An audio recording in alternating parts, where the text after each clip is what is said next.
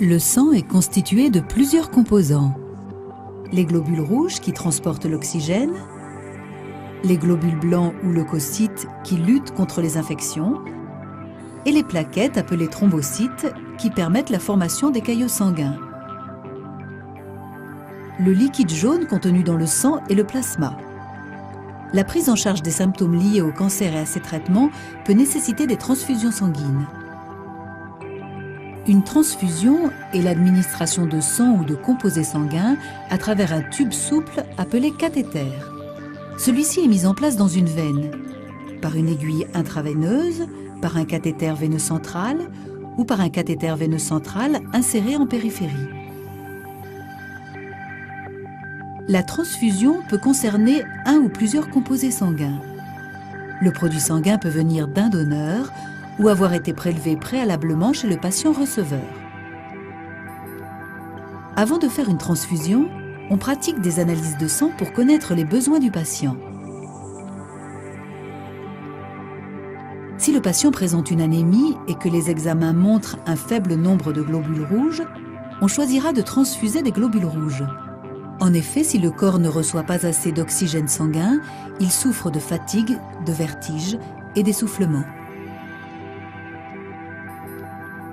Les patients sous chimiothérapie voient fréquemment baisser leur taux de globules rouges. Il s'agit d'une anémie chimio-induite. Les patients qui en souffrent reçoivent alors uniquement des globules rouges séparés du sang du donneur. Ces globules rouges sont un concentré de globules rouges ou culoglobulaires. Les patients souffrant de saignements ont souvent un taux faible de plaquettes sanguines.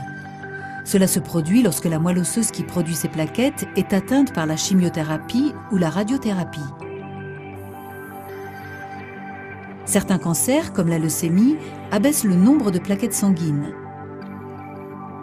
La transfusion de plaquettes est possible grâce à l'extraction des plaquettes du plasma d'un ou plusieurs donneurs.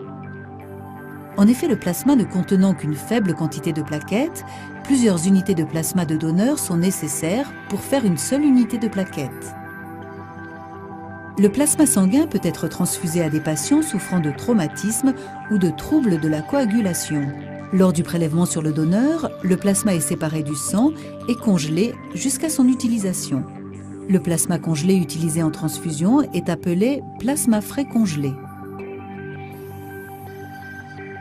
Une fois le bon composé sanguin choisi pour la transfusion, il faut tester sa compatibilité avec le patient. 2 tests sont nécessaires pour tester cette compatibilité avant l'administration de tout sang ou produit sanguin issu d'un donneur.